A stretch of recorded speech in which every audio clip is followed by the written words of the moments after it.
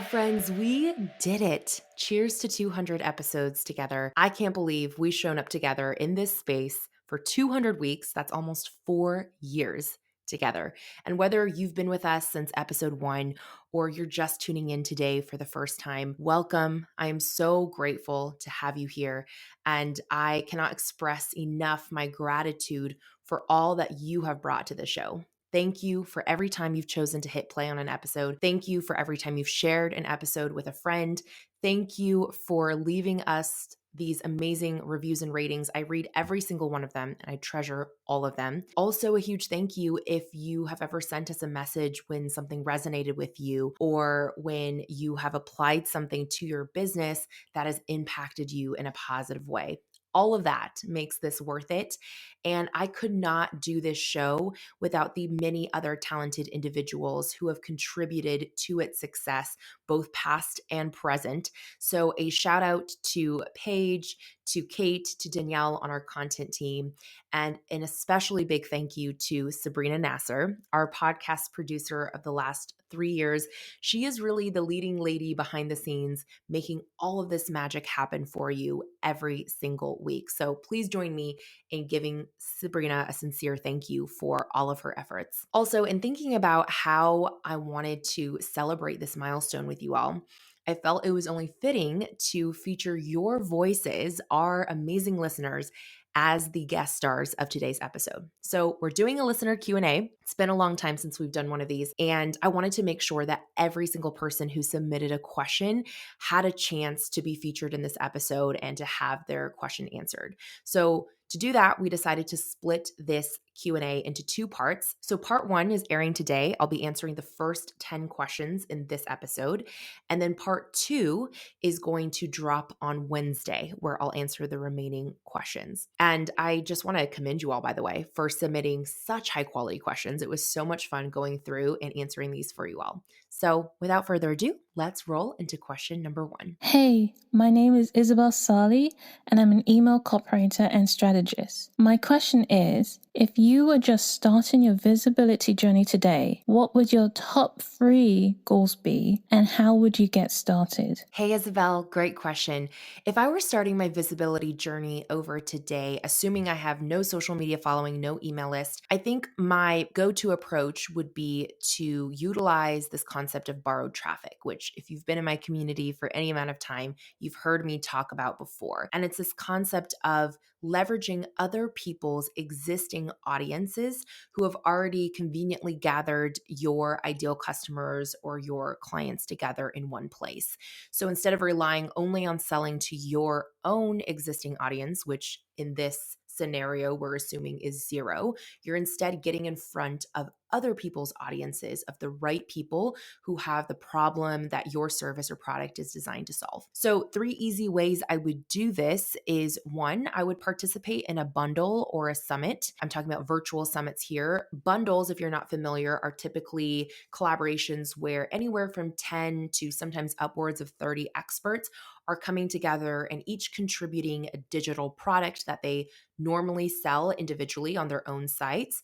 But for a small window of time, whether it's a few days or a week, they're bundling together all of their products and offering it at a low price, typically 90% plus discount to their collective audiences. So in a bundle, you're really benefiting from the cross promotion that you and all of your contributors are doing to bring in buyers for this bundle product. And what this does is it accelerates you building a list of buyers, people who have already, made some sort of transaction, so that trust is already starting at a higher level. I realize it may be a little bit harder sometimes to get into a bundle if you don't have an existing audience, but sometimes if your product is good enough and offers enough value to the target audience that this bundle is being promoted to, a bundle host may still consider adding you as a contributor. So it never hurts to seek out that opportunity and just make sure that you're really bringing a ton of value to the table there. Same idea with a summit. With a virtual summit, there's typically anywhere from 10 to 30 plus speakers. I really find that the sweet spot for virtual summits is with 20 or less speakers, because you don't want to be, so lost in a crowd of, 50 to 100 speakers that you don't even get the eyeballs that you're actually looking for. So typically would choose a summit between 10 to 20 speakers. And this is another great opportunity because of the cross pollination of audiences where each speaker is bringing their own audience to the table in promoting this virtual event, that you're getting to speak in front of other people's audiences, right? And again, if you don't have an existing audience, it may be a little bit more difficult on the front end of applying for these summits, but there's other ways to build relationships with the summit host or provide value that may, if your promotion capacity looks smaller than the other speakers, there's still ways to provide value that you can get creative on, right? Thinking about what else can you do to make the experience for the summit attendees really valuable, and how can you show up in that way if your promotion capacity is a little bit smaller to begin with. Number two is I would really focus on landing my first 5 podcast guest interviews. So we have a template, the perfect podcast pitch template, which many of you have used. It's our plug and play, line by line, word for word, exactly what we would say and who to pitch and how to pitch to get yourself on other people's podcasts, so that again, you're getting to spend anywhere from 30 minutes to an hour in someone's ear sharing your expertise. And so that's another one of my favorite ways to leverage this concept of borrowed traffic. So if you're curious about getting started in that area and becoming a guest on other people's shows, I'll make sure to link that perfect podcast pitch template in our show notes so you can utilize that as a resource to help you get your first pitch out in the next 5 to 30 minutes. I mean, it really is that simple when you use our template. And then number 3, kind of along the same lines of, the benefits of speaking in a virtual summit when you're just starting out, offering to speak in other people's Facebook groups, masterminds, or coaching programs can also be a really great way to get in front of new audiences when you may not have, again, the existing audience of your own that you can leverage in promotional efforts. So let's say you try that route of bundles or virtual summits, but you're not getting those opportunities yet because you don't have an established audience that you can bring to the table as a contributor or as a fellow speaker. If that's the case, no worries. You can instead default to option 2 or 3 that I just shared, landing on other people's podcasts or just offering to speak in people's own groups as, an individual contributor. And typically here you'll want to work with whoever owns that group, right? Whoever is the gatekeeper to the Facebook group or the mastermind group or the coaching program, and really understand like what are the missing gaps in what their people want to know, but maybe the host doesn't have the expertise to provide themselves. How can you fill in that gap and be complementary to what the host is already providing, and showing up in a way of giving free value and just getting that practice of speaking in front of other people. And even if that audience is small, let's say someone has a mastermind of 10 people or 5 people, don't discount those opportunities when you're starting out, or even if you're far along in your journey.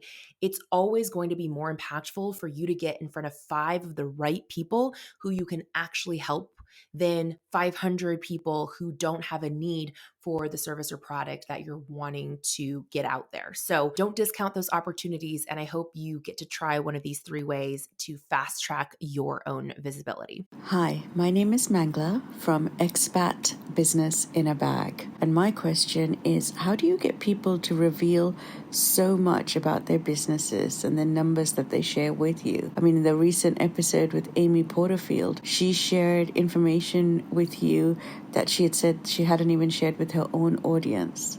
How do you have such amazing relationships with everybody that you interview? Thanks. Hi, Mangla. I am totally with you. I was pleasantly surprised and so grateful to Amy and all of our guests who have shown up on our show and shared so transparently numbers and data and information that they may have not even shared on their own platforms before. And I think their willingness to disclose that kind of information has to do with a couple of factors. Number one, we have a very clear show structure. And so having that clarity and setting those expectations up front with our guests from the initial intake process. So anybody who's interested in being on our show typically fills out this guest inquiry form. And on that form, we're already planting those seeds by asking them to submit a compelling case study.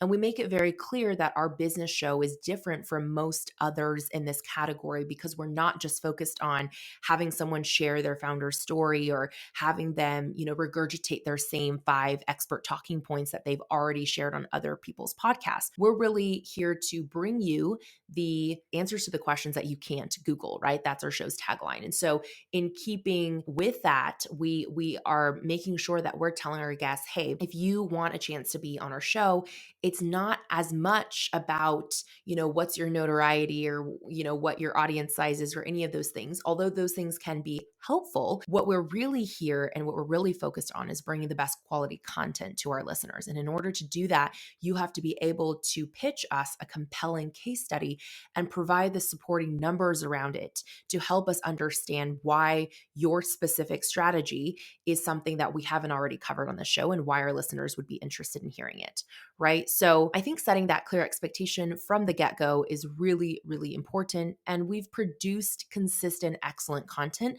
that attracts those high quality caliber of guests and high quality caliber of listeners like yourself. And so I think in doing something over and over and over again and letting, actions lead the way, you build this reputation that makes other people want to live up to that reputation, right? So for example, like when Amy came on our show, she was like, oh my gosh, like I've heard from other mutual friends who have been on the show, what a great experience it was. So being able to build that credibility where people want to, live up to the high expectations that others have set ahead of them, I think is also key to encouraging these types of vulnerable conversations. But I think most importantly, and why our guests have been so willing to share transparently their own numbers is because we have led by example for the last 4+ years, right, in sharing our own business finances. So we have shown up every single quarter, every 90 days to share exactly what our business spends, makes, and profits. And by doing that, by having that consistent practice as well, we're not asking our guests to do anything that we haven't already done ourselves.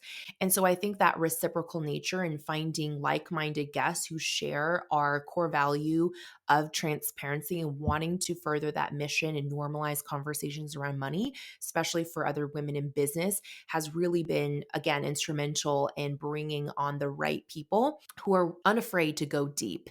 And I'm just so grateful for our guests who do that because it's not an easy thing. But I think the recognition from listeners like you, Mangla, make their efforts and their bravery worth it to them. So thank you for recognizing that. Hi, Ellen. This is Juliana from at naturally.joyous, and I'm an avid listener of your podcast. My question is, when we have new leads coming in from various different sources, opt-ins and so on, aside from tagging them so that we can customize potentially like newsletter communications, is there sort of best approach in terms of creating a lead management system that really nurtures the different types of leads because they're coming from different steps in their client journey? Thank you so much.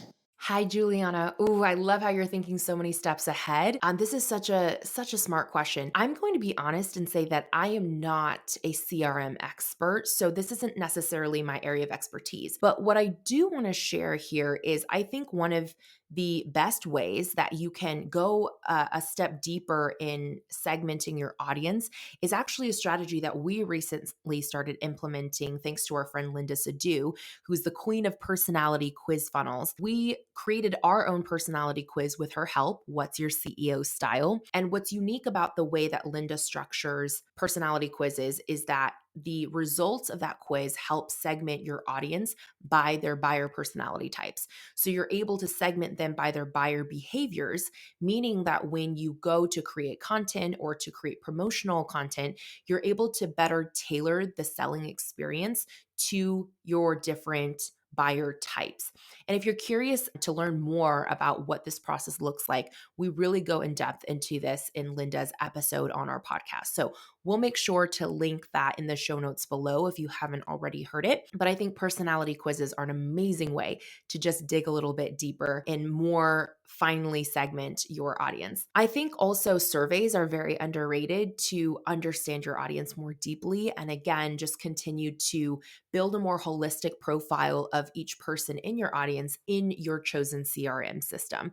So really thinking about what questions can I ask them that would normally not be revealed to me based on the products they choose to purchase or what opt-ins they're choosing to engage with. What else about this person can I learn? And sometimes it's things that are more personal to who they are outside of business, right? If you work in B2B, or in your case, you focus a lot of your offers, I know from our past conversations, on improving people's health. And so thinking about what other factors relate to their health decisions and journey, and how can you ask those questions so that you can again better understand where they're coming from, and what things they've already maybe tried in the past that didn't work well for them, so you can make sure that you're really positioning yourself in a different light. And then lastly, one thing to consider too in organizing your CRM system is looking at the actual customer data around what offers each person already owns and who your top customers are. So if you're hosting in Kajabi, which I believe you are, just like we do, you can actually filter by who owns what offers, right? So seeing who in your audience owns the most number of offers, who is a repeat buyer, who are the people who are spending the most amount of money with you. This is actually a data point that you can pull from Stripe. You're able to see the lifetime value of each customer and see who's been spending the most with you. You really want to reward these loyal customers and really think about bringing them into the conversation more around the offers that you're creating and making sure that they get first access and the best deals. These are your best customers, and you really want to treat them as the VIPs that they are. So I think that's another important data point to consider adding to your CRM system. Like I mentioned at the beginning, I am not a CRM expert in the sense of the physical organization of your CRM, but I hope these additional data points kind of help you think about how you can build a more complete profile around each customer. Hi, I'm Rosalie of Port Echo Consulting, and my question takes it back to your childhood. Were you a risk-averse or risk-forward child when you were growing up?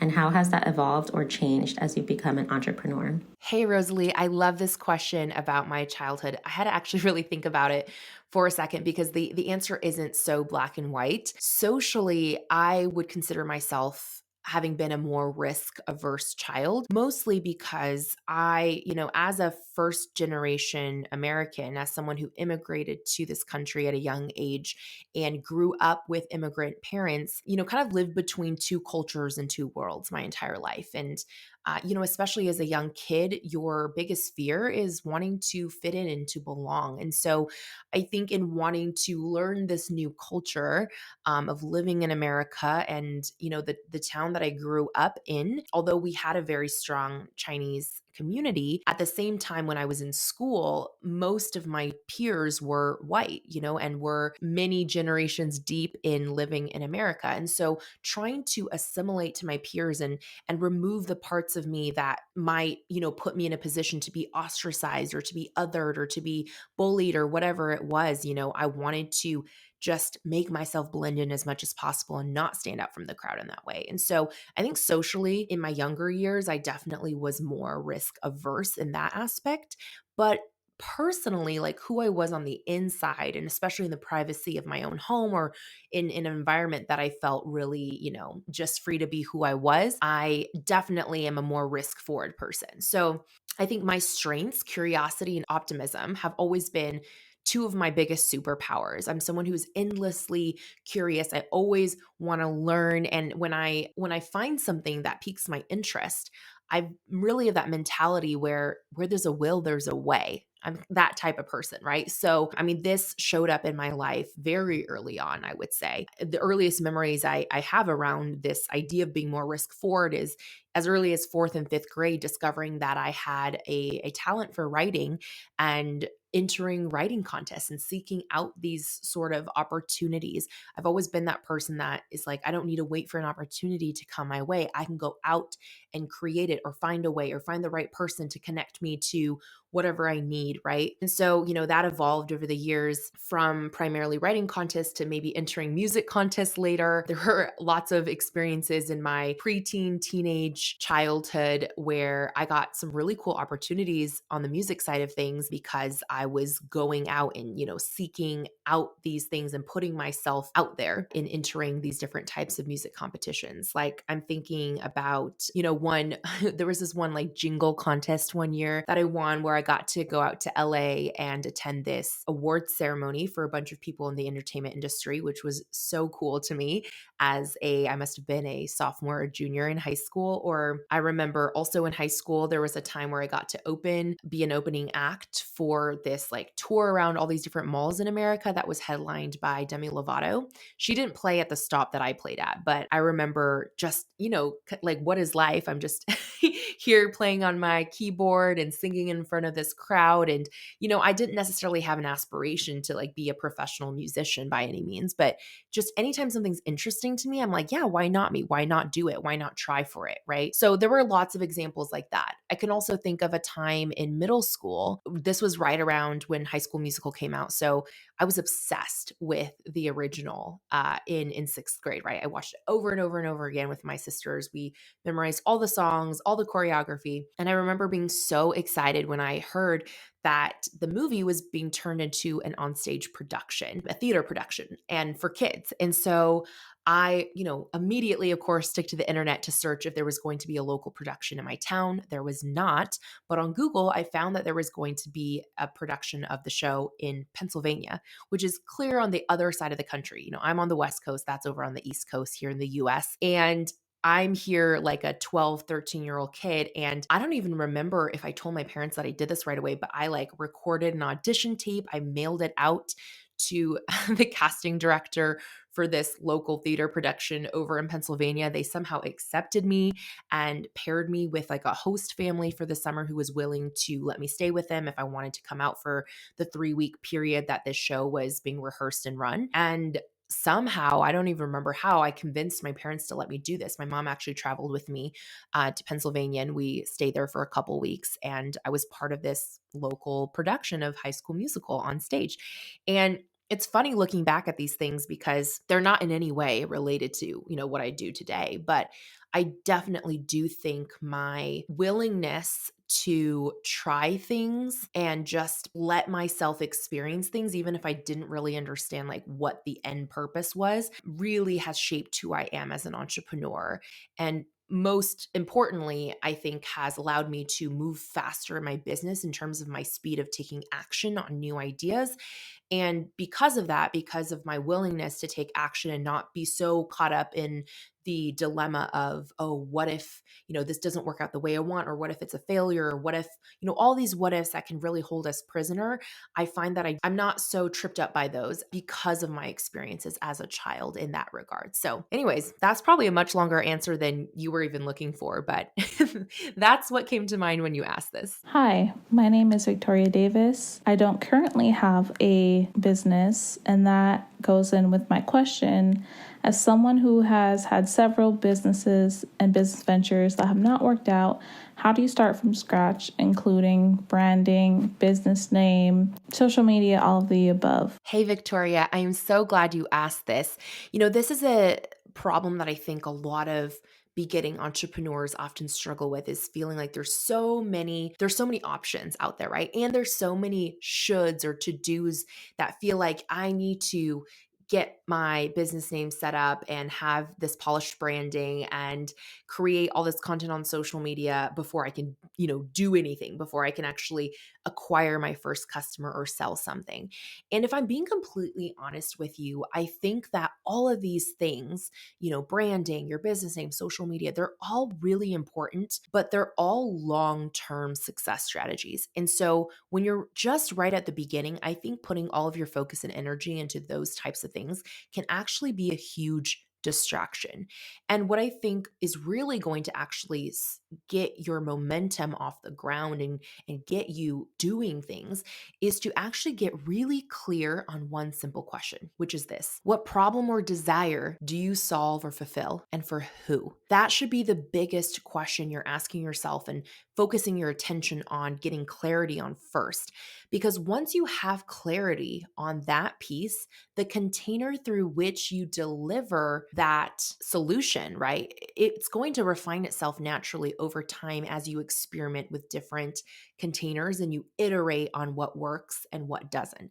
So whether, let's say that the problem that you're solving for someone is, let's say I'm just making this up, the ability to create more organized spaces in their life, right? Maybe they feel surrounded by chaos in their home, and you really feel like you have a knack for being able to help people create organization and structure in their life. And let's say specifically you love working with young professionals who are kind of just in that place in life where they're really figuring out how to live on their own. Maybe they just graduated college and they're going from living with many roommates to maybe living with people they aren't as close of friends with, or maybe living alone, or whatever that may look like. So maybe that's like the specific person you help and what you help them with, right? And the container through which you help them, this is where you get to explore and have fun. Maybe the best way you help them is through hands-on, done for you, one-on-one organization in person. Maybe the best way you're able to help them is through coaching, consulting virtually. Maybe the best way you're helping them is to create some sort of digital resource, like a, self-paced course or some sort of organization template or checklist or whatever that they're able to implement on their own. And it's more one-to-many rather than one-to-one. The truth is, you're not going to really know what that container is until you first understand the problem you're solving and who you're solving it for. So rather than try to figure out, am I going to be a coach, or am I going to create a course, or am I going to, provide a service, or am I going to set up a retail storefront? Rather than thinking about the container first, I want you to think about the problem, the who, and the what first, and the why, right? Because once you get those pieces in place, the rest is just exploration and iteration. That all being said, I will say if you're starting over from scratch and you've had many hurdles before in starting a business that didn't pan out, I would highly recommend, if your risk tolerance is lower right now, that you actually create a personal brand offering a service, because that, in my opinion, is the lowest risk startup. It has the least amount of overhead and the least amount of financial and time risk, right? Because really, when you're a personal brand, you're selling you're selling your experience, your perspective, your credibility, the relationships that you have built over your lifetime, even if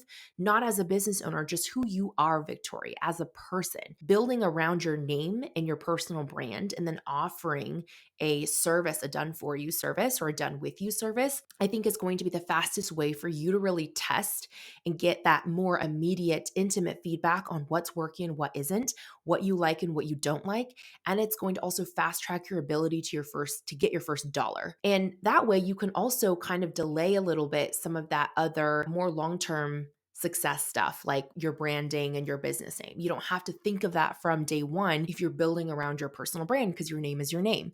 And then as you start to get more experiences, more clarity, more resources available to you, you can then decide, okay, how do I really want to amplify and continue to expand as a business? Do I want to continue as a personal brand? Do I want to create a different brand name? How do I want that represented visually? All of these things actually require a ton of clarity for you to do them right. And any great brand designer will tell you that as well.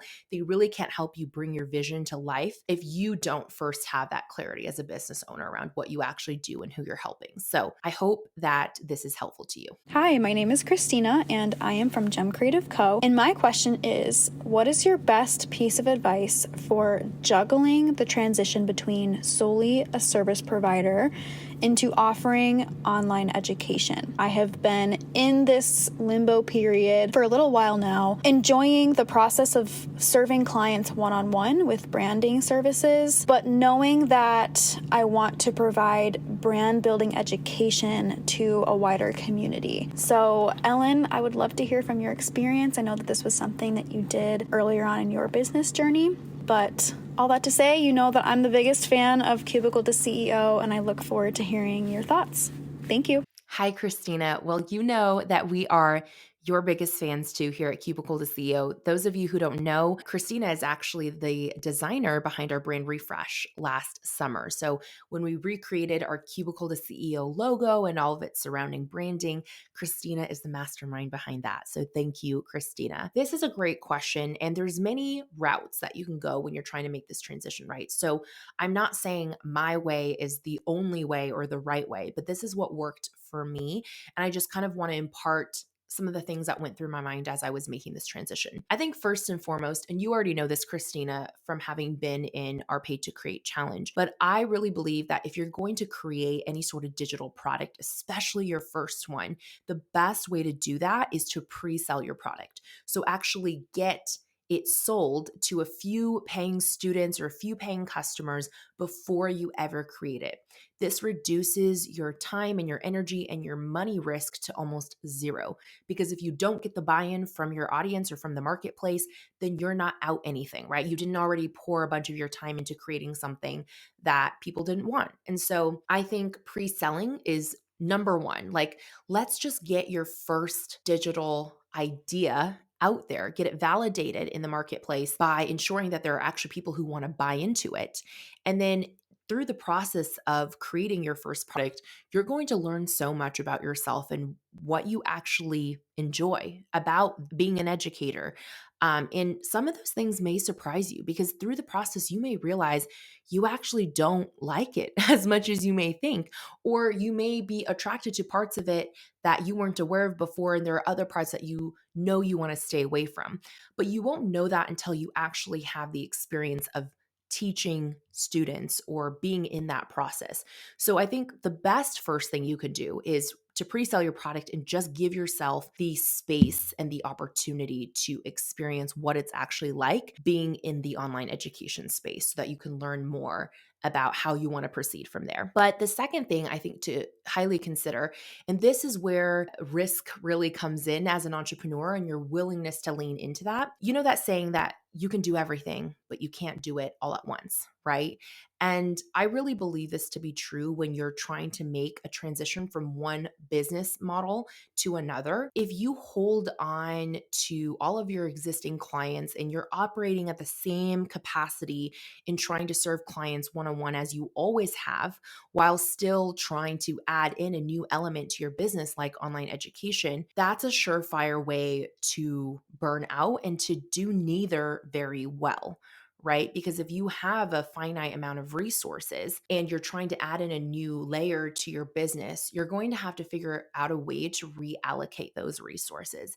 And sometimes that can look like reducing the capacity that you are currently giving to your clients. And that has to be an intentional choice. And that can feel really scary because obviously, if you reduce how much of your time you're dedicating to client services and you're not taking on as many clients, your income is probably going to drop for a period of time to allow yourself the space to actually explore this new venture of online education.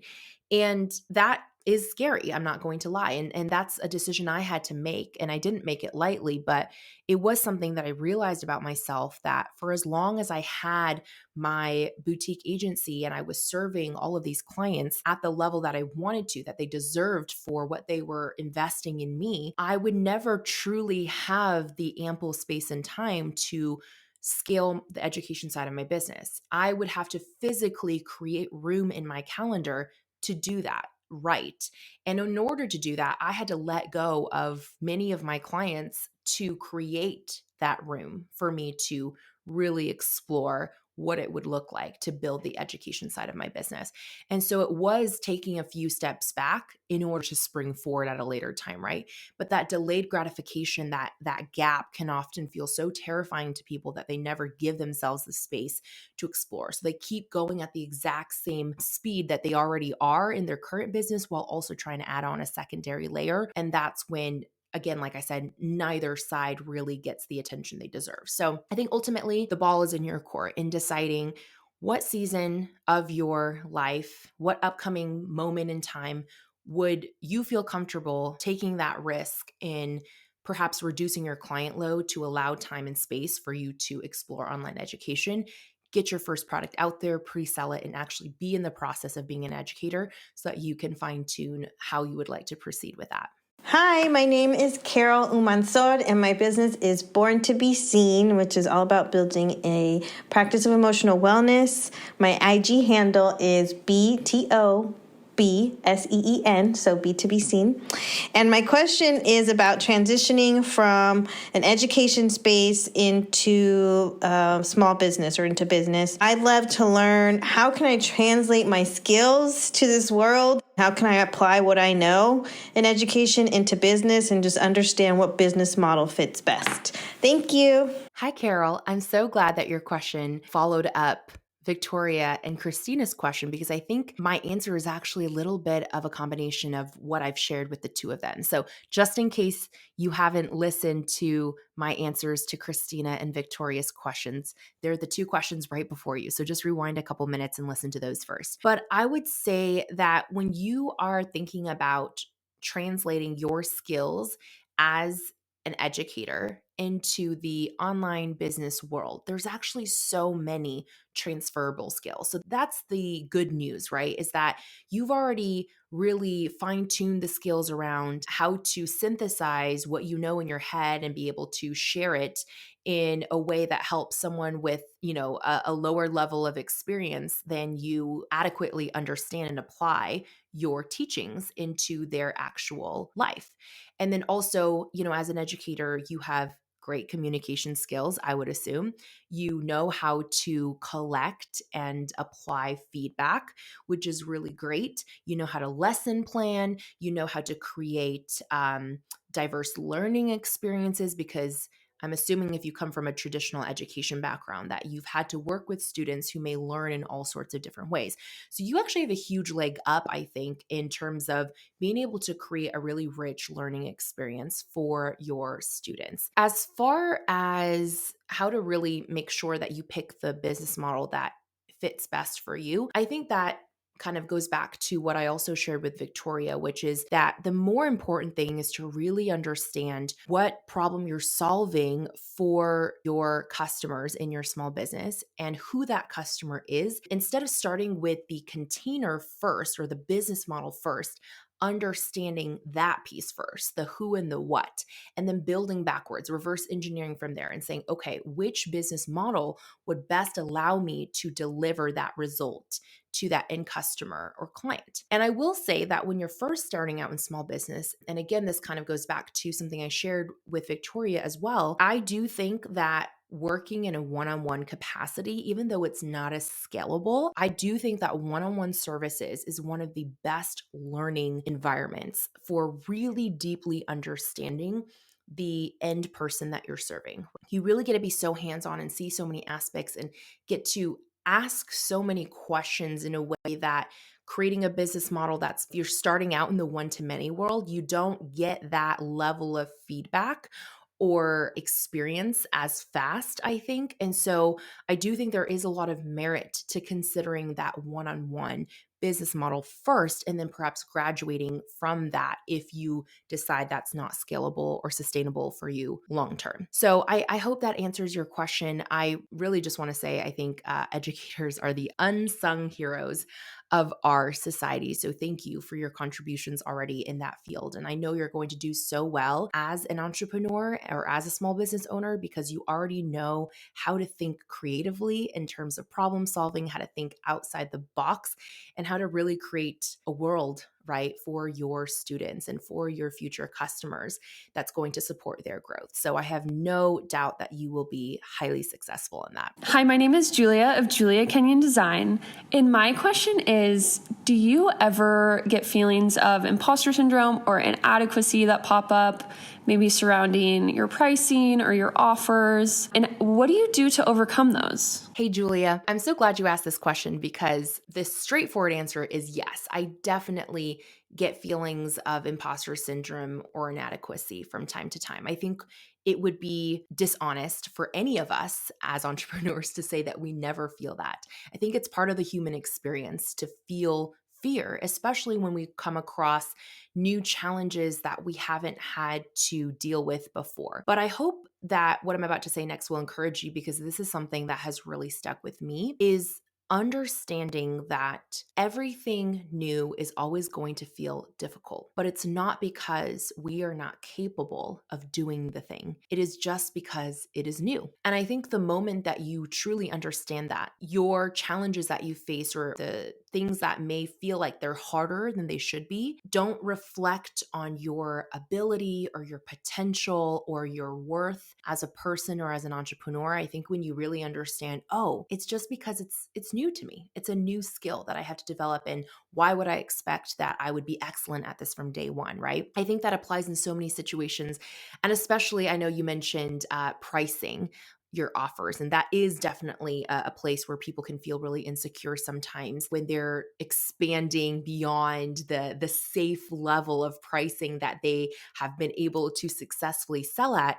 And they're thinking about, increasing their pricing. Again, that's just something that's new to you. And so it's going to feel scary, and that can bring up feelings of inadequacy. But I want you to just always remind yourself in those situations, I'm feeling this not because the value of my work does not deserve that level of compensation, but simply because no one has ever paid that to me before. And so because I'm unfamiliar with it, it feels scary, right? And there's a difference between that. So I think really just reminding yourself of that is going to be so powerful. So that's one thing that's really helped me overcome that piece. But I think the bigger thing to address here, and this is something I feel really strongly about, is that imposter syndrome is not something that we should strive to overcome in general. I think this is like something that may be an unpopular opinion, but I really stand by this. I think we waste too much of our lives trying to overcome this concept of imposter syndrome, when really I like to flip that perspective on its head. And I like to view imposter syndrome as an advantage. I actually recorded an entire podcast episode about this. So I'll link that below in case you're interested or anyone else listening is interested in hearing why I believe imposter syndrome is an advantage. But if you can let go of this need to overcome it and instead learn to live alongside it and understand how it actually plays into your strengths as an entrepreneur, which again, I discuss in more detail in the episode about imposter syndrome that I've recorded on this podcast before. So for the sake of time, I won't regurgitate exactly what I said there here.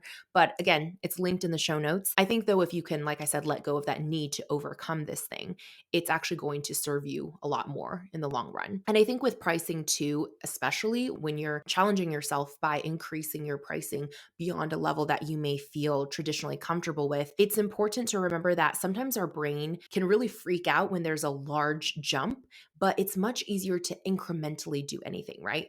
This sounds like such a morbid example, but I'm just going to use it because I think it'll make sense to you. You know that like science experiment we're all taught about as children, where if you put like a frog in boiling water, it's going to immediately jump out. But if you put them in, lukewarm water and you just slowly simmer and turn up the heat, the change in temperature is so gradual that they don't notice, right? Until it's too late. Again, morbid example, I know, but I think the concept translates here, because if you're trying to make these huge leaps in pricing changes and that feels prohibitive to you actually doing it because you're so scared about what that reaction might be, I would encourage you maybe to try a different approach with more incremental changes. And literally with every new proposal you send out, increasing the price by like 3 to 5%, something so minor that, if you're charging someone $1,000 and then client number 2, you're charging them $1,040, that change is so minute that you are not going to really second guess yourself there, right? It's like,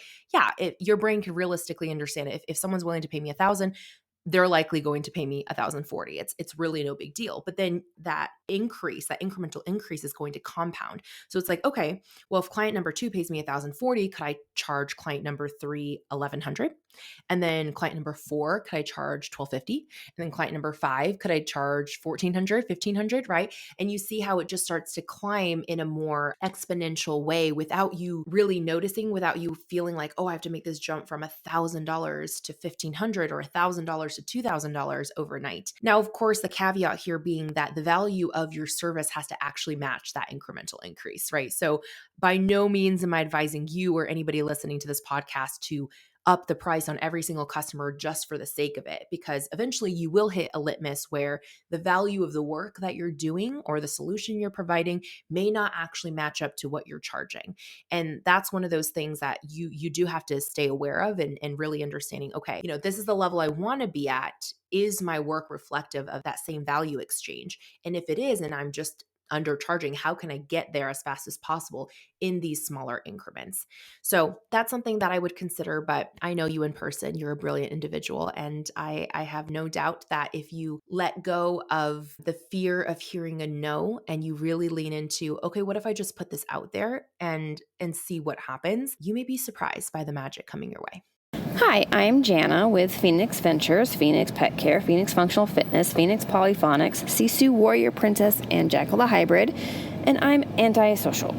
So if anyone happens to initiate a conversation with me, I can have a conversation on just about any subject. I was wondering if you have any tips on initiating conversations for antisocialites like myself. Thank you. Hi, Jana. Thank you for being so vulnerable and asking this question. I know it's not easy sometimes to admit the anxiety we may fear at social outings, especially. So I just want you to know you're not alone. I know there's many, many people who feel the same as you. To be honest, I'm not an expert necessarily in this area. So what I'm sharing is really based more on my personal experience, but I hope you still find some encouragement or wisdom in that. And I think often the pressure we can feel in initiating conversations is this idea that we have to bring something of interest to the table, right? We don't want to face that rejection from someone or the fear of boring someone if we are, starting the conversation and we don't really know where it's going to lead. And so that may not be what's front and center for you in terms of why you are more hesitant to initiate conversations, but I know that's something that have felt before and that I'm sure many others have. So from that perspective, I would say sometimes the best thing to do is to take the pressure off of yourself to essentially perform in a way and instead place the focus on the other person and being as supportive of a listener as you can.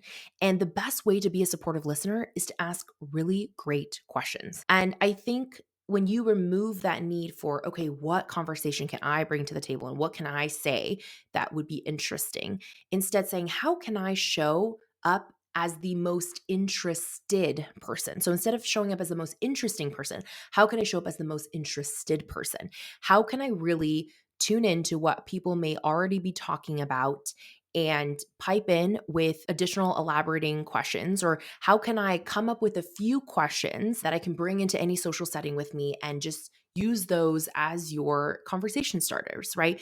Things like, and again, more open-ended question, things like, hey, what are you working on in this, let's assume it's a business networking situation. What are you working on in this season right now that you're really excited about? I'd love to hear about it. Something as simple as that opener can really start a great conversation. And like you said yourself, once someone begins talking, you can have a conversation on just about any subject. That is a huge skill, by the way, Jan. I don't know if you realize that, but not everyone has that gift where they can talk about any topic. I mean, I know there are certainly topics where someone were to bring it up, I'd be like, I have nothing of value to offer here. It's, kind of just like a blank mind. But for you to be able to jump into any conversation on any topic and actually have something to share is such a beautiful gift. So it's really just about getting the ball going with someone else having that initial, thought to share. And I think really coming up with a few questions, more open-ended questions like the one I just shared, like what are you really excited about? Or, hey, what's something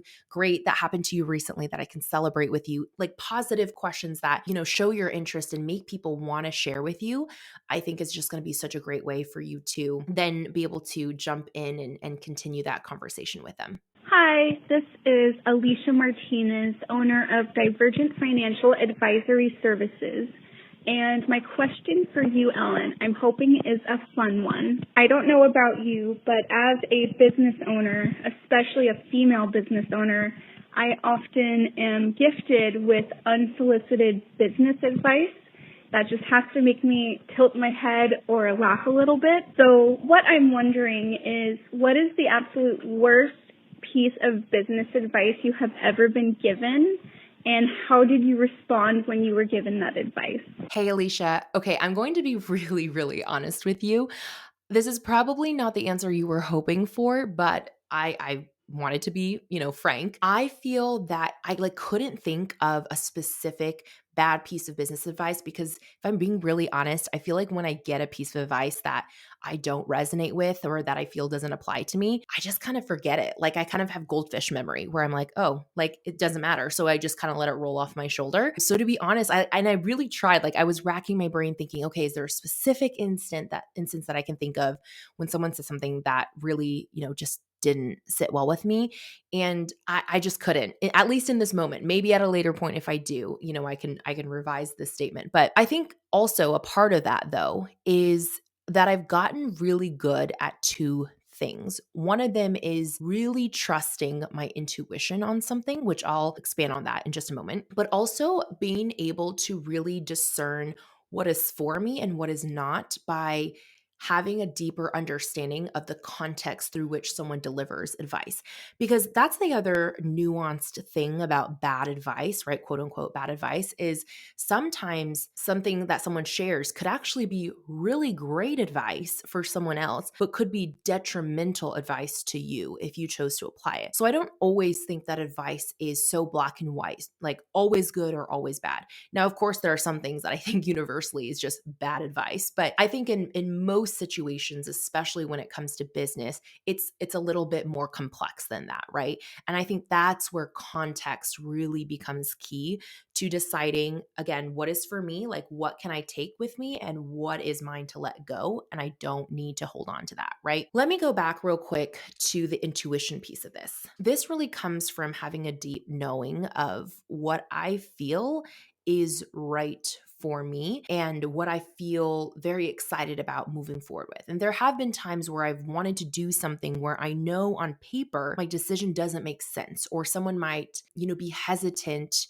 to support that decision because, and usually from a very well-meaning place, they're looking at it logically and saying, I don't think this is the next best step for you because of all these potential risks or things that you're not considering. We can even go back to when I decided to quit my job, right, without a backup plan when I was 23. And even at that time, I hadn't intended to start a business. So it wasn't even like I was leaving my job to start a business. It was, as simple as I'm just leaving my job, period. There is really no add-on to that.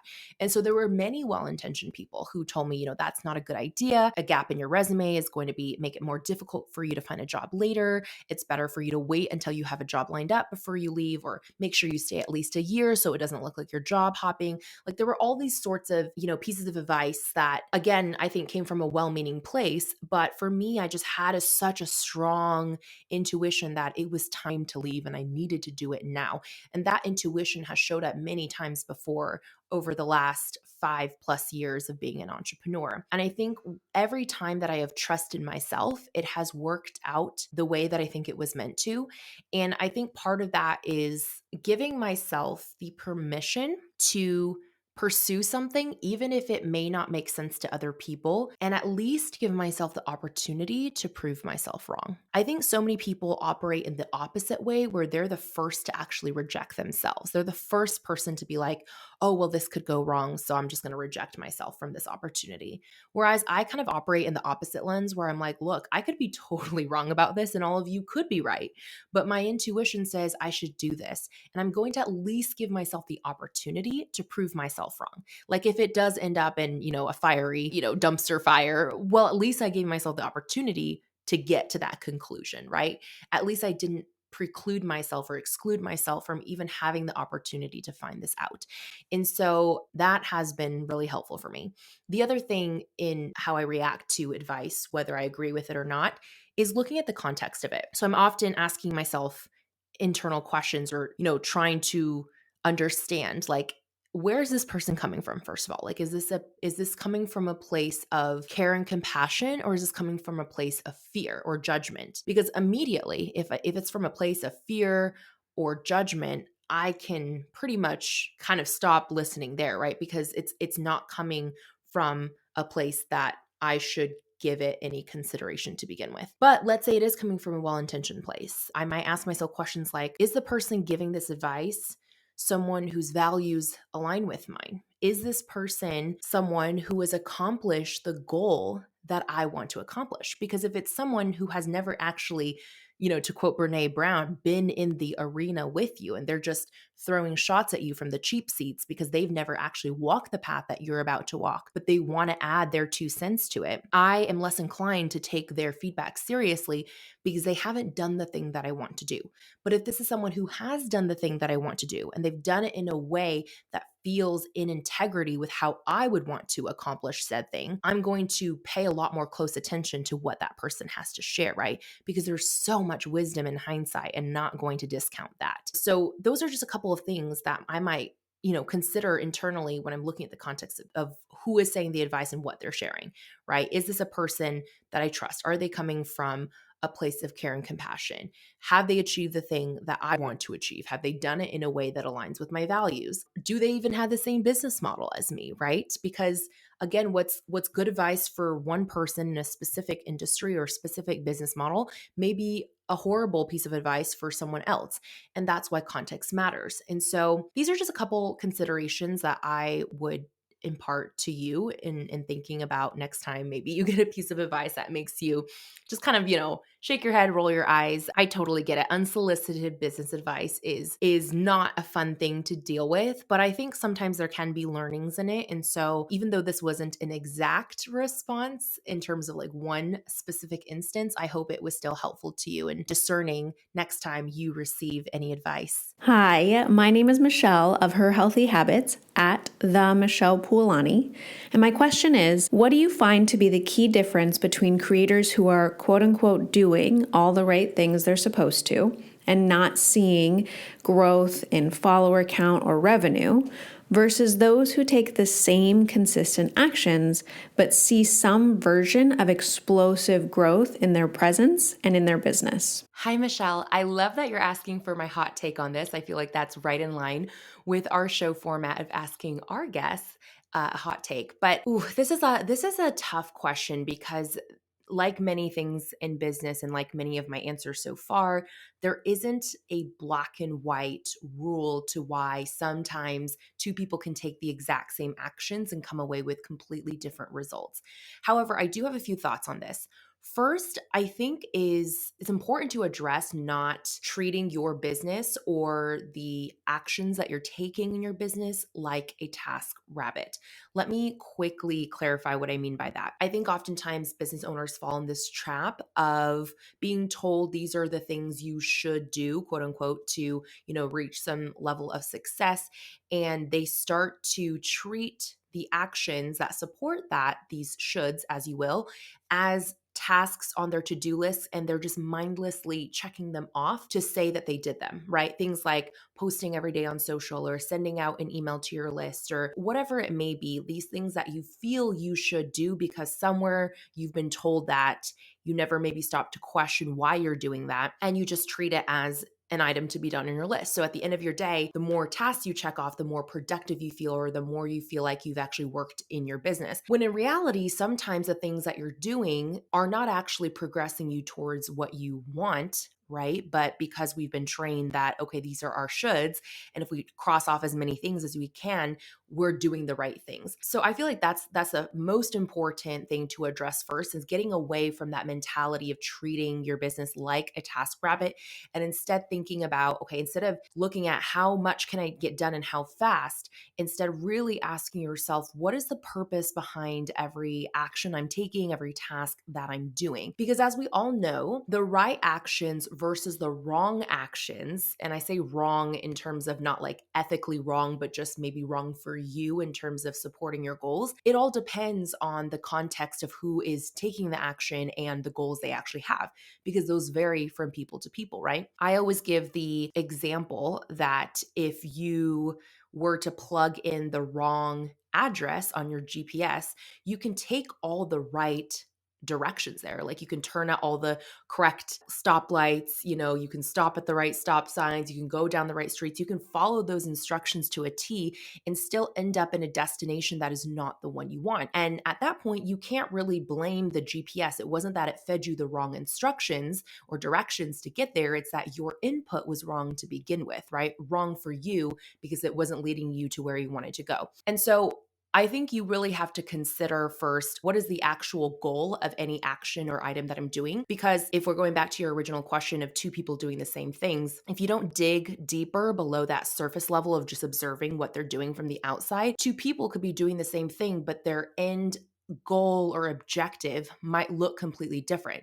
Like one person might be, for example, posting every day on social media because their primary goal is to grow their audience on, let's say, Instagram. And they value, let's say, a higher follower count more so than any other metric in their business. Is that right or wrong? We can't really say because that may be their primary goal. But let's say your goal is not just to amass the most amount of followers possible. Let's say your goal is to get, more sales in your business, more revenue in your business.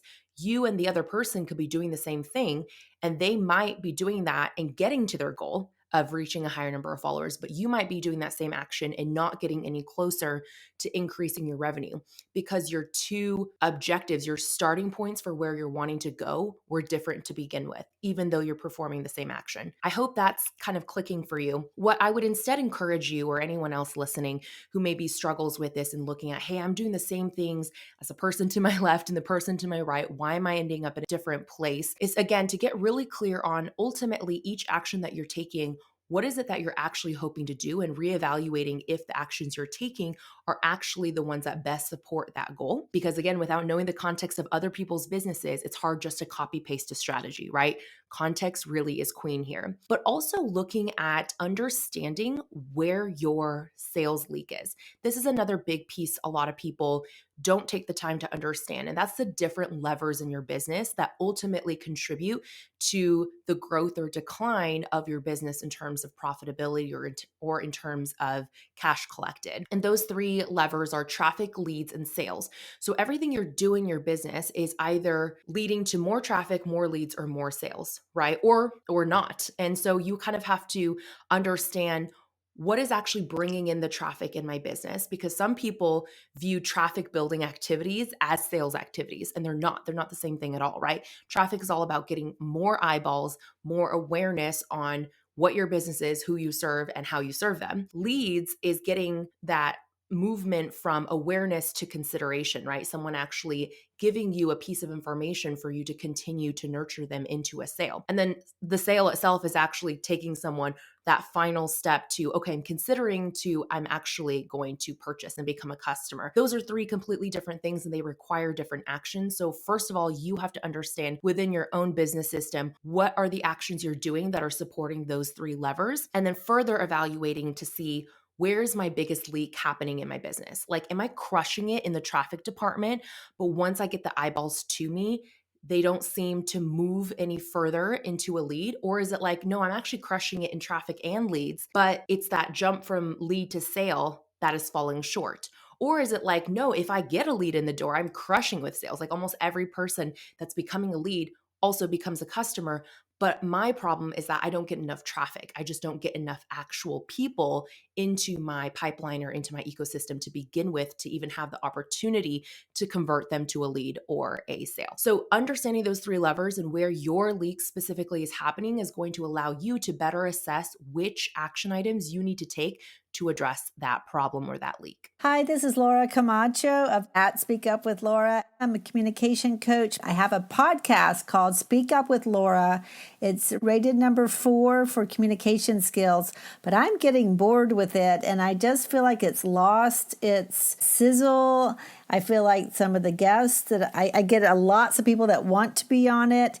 And I just want to know if you have any suggestions. Your podcast is so good. If you have some suggestions for adding more value to a podcast that would apply. Most of my audience work in corporate. They're engineers and technical people, some business owners who want to get better at communication. And I usually interview communication experts.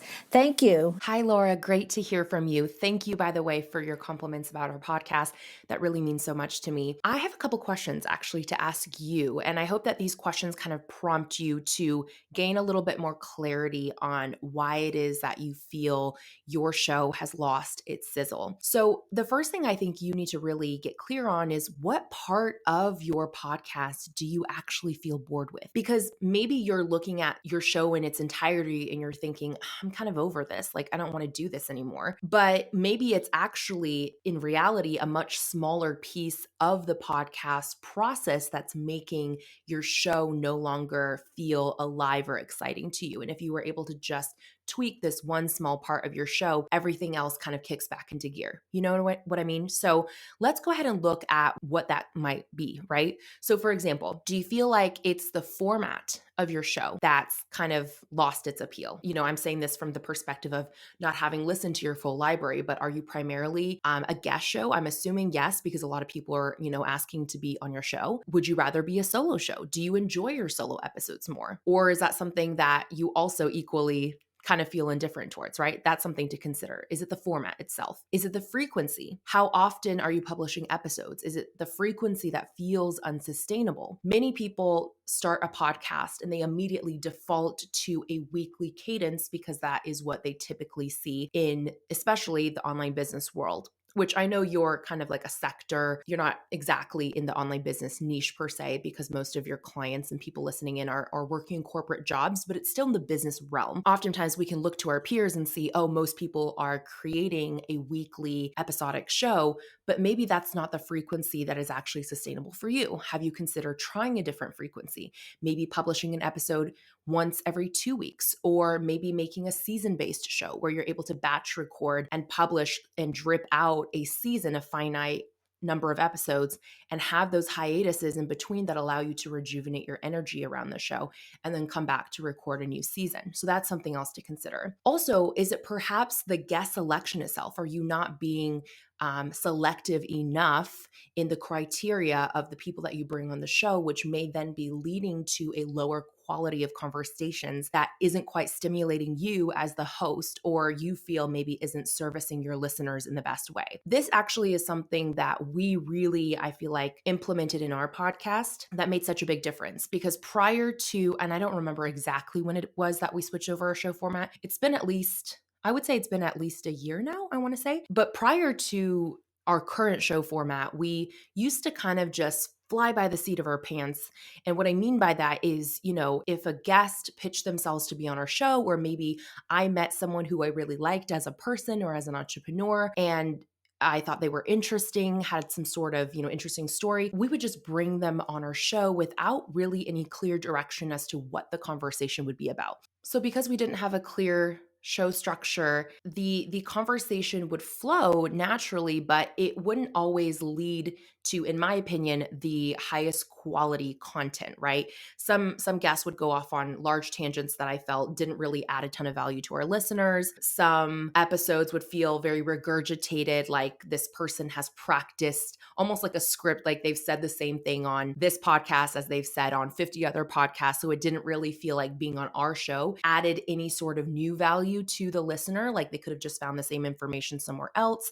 There were all these factors that I didn't really feel like we were differentiating ourselves as a podcast enough. And so when we switched to our new show format, that's when everything changed. I realized that what I really loved most when talking to entrepreneurs was getting an understanding of the real-time strategies they were implementing in their own business, the things that they were testing right now, and them sharing what the results ended up being, both the good stuff and the not so good stuff, right? And also adding in that layer of financial transparency or financial data around those decisions and choices they made. Like, how did that impact their business from a revenue or profit perspective? And what did those numbers actually look like? These were the things that I felt like, A, I was not able to easily find on Google, and B, that most people weren't readily sharing on other people's business podcasts already, right? With most other shows, guests are coming on and sharing their founder's story, something that you could easily Google or they've probably shared a million times before. They may also be sharing their 3 to 5 key talking points around a strategy that they're a known expert for, which is awesome. But since other shows already cover that arena, we wanted to be able to come in and provide something different. So even if, let's say, someone like you, right? You may be a communications coach or a speaking coach, and you may have some great strategies around, how people can become better communicators or speakers. But if you came on our show, we probably wouldn't be interviewing you about your expertise, right? Instead, we would be asking, hey, in your communication business, what is a strategy that you're testing right now in real time, and how has that turned out for you? Let's dig into a specific case study of the behind the scenes of your own business.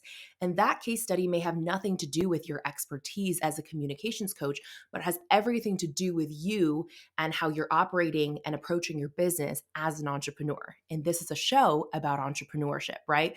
So I hope that my explanation of how we shifted our show kind of inspires or helps get your creativity flowing on how you could differentiate your show. And it doesn't, if you're not quite ready to completely, shift the entire format of your show, maybe instead you can even introduce a segment.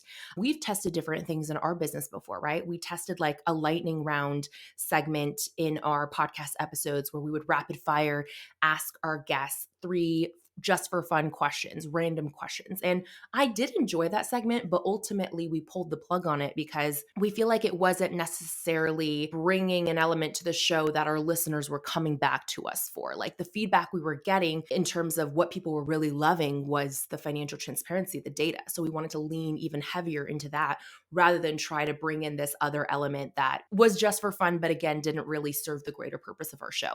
So maybe it's you trying different little segments that you can insert into your show to keep things fresh and to see what you like and don't like about certain segments or certain guests or certain types of questions. Okay, the last thing, Laura, that I want you to think about is what is the larger purpose of your podcast as a whole? This is really important because this, again, is where context really matters.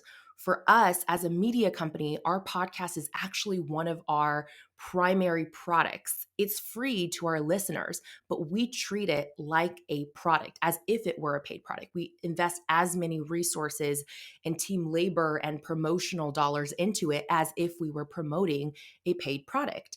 And so for us, it makes sense to center a large amount of our week and our resources around building the show because it is one of our primary products. However, assuming you are not a media business, which I know you're not because I've met you in person before, you kind of have to understand what role does your podcast play in your larger business ecosystem? Is this purely a passion project for you or something that started out as a passion project and you just enjoy having conversations with people in your industry? Okay, cool. That is perfectly valid, but you have to understand that's what purpose it plays, right?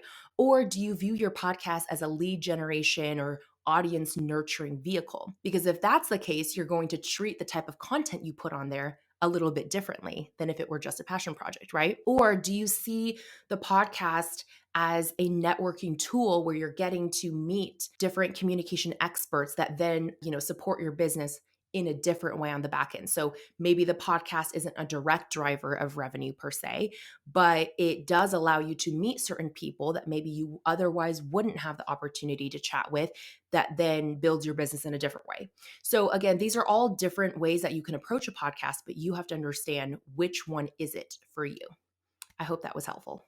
Hi Ellen, my name is Nicola Moores from @NicolaMoores, and my question is, how do you get over the fear of outsourcing certain parts of your business to other people and experts in that area? I have a growing copywriting business and I'm working with amazing launch clients, but I'm finding myself wasting time on things like tech and admin because even though my revenue is great, I feel scared and nervous at the thought of potentially cutting into that profit margin. So I would really love to hear your wisdom on this. Thank you so much. Hi, Nicola. This is something that all of us, I think, struggle with, right? No matter how big or small our profit margins are, no matter what stage of business we're in, it always feels scary to take your hard-earned money and put it somewhere that you don't have a guarantee on a return. So I totally get it. That said, I think you already kind of know what you want to do, right? You're already self-aware and recognizing that you're wasting a lot of time doing tech and admin tasks that are taking you away from your zone of genius and what you are best at. And honestly, what makes you money in your business, which is your skills as a copywriter. And so I think I would look at this in two ways. The first thing is, yes, your feelings of being scared and nervous about cutting into that profit margin by hiring people to take over those more redundant or administrative tasks is totally valid. However, have you ever thought about flipping that on its head and thinking, maybe I'm already cutting into my profit margin simply by not acting on this at all? Because there's an opportunity cost to your decision that you're currently making, right? You may think, oh, I just haven't made a decision about hiring or not, but for every day that you don't hire, you are actually actively making a decision. And you have to look at that opportunity cost, because ultimately, for every hour that you are working on tech or admin stuff, it's an hour that you're not out there building relationships with future clients or retaining current ones. It's another hour that you don't have available to fulfill on a client project, which limits your capacity and your ability to earn with that skill. So in reality, you are already cutting into your profit margin. It's just from a different angle. That's one thing I would encourage you to maybe dwell on a little bit. And then the second thing is thinking about, what are you using your high profit margins for? Like the high profit margins that you are trying to protect, why or for what are you protecting them for? Is there a use for the money, or are you simply hoarding the money for the sake of hoarding the money? And I say that from the perspective of someone who totally has that ingrained money belief in me from my childhood. Like anytime I earn a dollar, it's like I want to hold on to it, right? Because coming from that immigrant mentality, it feels like you need to keep as much as you earn because you're always a little bit more guarded, a little bit more, I don't know what the right word is, but like practical maybe with money. At least that's how I felt growing up. And so I just want you to know I totally relate to that tendency or that inclination. But what I've learned over time as I've progressed my own financial IQ and understanding of money and truly how it works is recognizing my money stories, things and beliefs that I have to unlearn as an adult, but also understanding that money ultimately is a tool to serve a purpose, right? So if you have high profit margins right now and you're wanting to maintain that, what are you maintaining it for? What do you hope to use the money for? Is it to fund, let's say, a certain standard of living for yourself that you feel comfortable with and want to maintain? If that's your answer, that is totally a valid reason, right? Maybe you have a certain lifestyle that brings you joy and fulfillment, and you can only sustain that lifestyle if you keep the current high profits. So in which case it would make sense why you wouldn't want to cut into that. You'd have to sacrifice in that area, at least for a time being. Is it for that? Or are you using your high profit margins for, I don't know, for saving for a big future purchase? Are you wanting to reinvest it in your business, but maybe just not in this area? These are the questions you have to ask yourself. Like, what am I trying to hold on to this money for? And ultimately, which decision is going to feed into my long-term goals or vision for myself? And if it's making that tech or admin hire, then I say, go for it. It seems like deep down inside, you already know what you want to do. Hi, it's Mindy Trimble. That's Mindi on Instagram at Mindy Trimble Mentoring. And my question for you, Ellen, is what advice would you give to the students that I coach through my college mentorship programs about what they can do now in high school or even in middle school to start preparing for a career in online entrepreneurship? Hi, Mindy. One thing I always adore and so respect about you is how much you look out for your clients, your students who are college bound, and just helping them set up for a successful life and career. So just wanted to shout you out a little bit there. Mindy actually was a recent guest on our podcast, so I'll make sure to link her episode. It was with her business bestie, Juliet, below. So make sure you check that out if you have not listened in yet. But Mindy, to answer your question, I would say it's all about the hands-on experience. I think business is one of those things that you truly cannot just learn in theory from a textbook. It has to be in the hands-on doing. So I would really advise anyone who's interested in a career in online entrepreneurship to engage in as many internships as possible, especially if the internship is with a small business or a startup. If you can get in that startup environment, it's going to be massively helpful because startups are one of the very few environments that gets you as close as you can from an observation perspective to what it's like to build a business from the ground up without actually being in the driver's seat and being at the helm of everything as the founder yourself, right? I think the beauty is when you get to work on these smaller teams, they tend to give you, even if you are coming from a place of not having a lot of working experience, or maybe you're younger age than your peers, I still think that when you're working in these smaller teams, you just naturally tend to have more autonomy, which means more ability to flex your creativity, right? And the opportunity to wear many hats and make more decisions that actually get heard and implemented on, rather than if you're just, one of, hundreds of interns of this big, giant corporate machine, you're kind of very refined and limited to what you can do and what your role is. But when you're working with a small business or a startup, you just by nature, because they're limited in resources and staff, you get to try on so many different hats. And I think being in middle or high school is the most opportune time for you to explore a wide range of skills and roles without any sort of barriers, right? You don't feel that you need to lock into any one specific thing because you're not responsible for, paying all the bills and taking care of yourself. Usually, right, at that point in your life, you have the support of a family structure. And so in taking advantage of this unique moment in time where you're still living in a household, right, and not completely on your own, I think it's such an amazing time to just get to explore as many skills and as many roles as you can to determine what you like and what you don't like. And also, I think what is so beautiful about starting young and starting early and working in as many organizations as you can is that allows you to build relationships in the business space early. And as you know, Mindy, from being in my community, I am such a believer that relationships are by far the greatest asset in your business. And all of this is going to, like, all of the relationships that you're building through these internships are going to come back when you start your own business.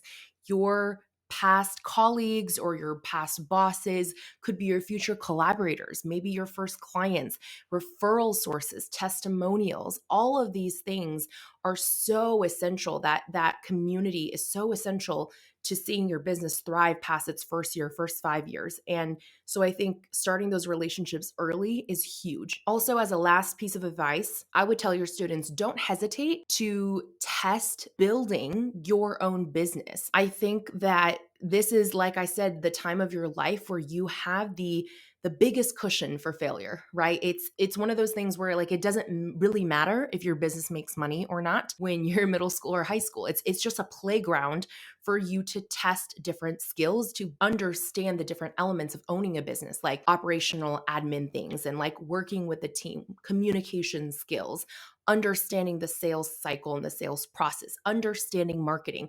These are skills that have to be learned. And I think nothing teaches you faster than when it's all on you, right? When you have to build your own business.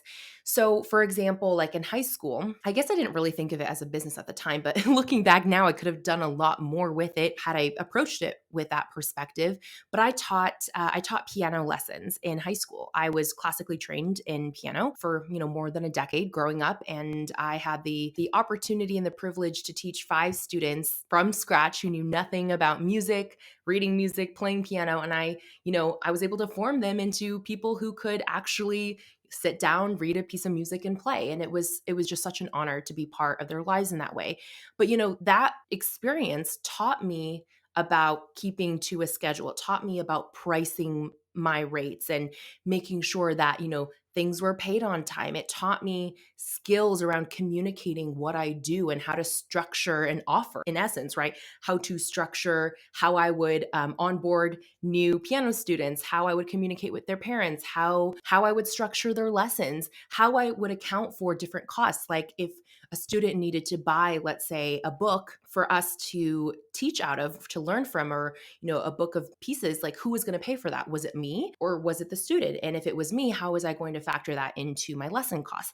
So all of these things taught me a lot. And I could have probably made that side hustle a much bigger thing had I thought to had I had the foresight, or I guess for now, the hindsight about what I've learned in business. Actually, another really inspiring story of this is last summer, I was staying at the Independence Hotel and I got to go kayaking with some of my closest business friends who came and visited me, the Traveling Blazers. We've collaborated before in a few events.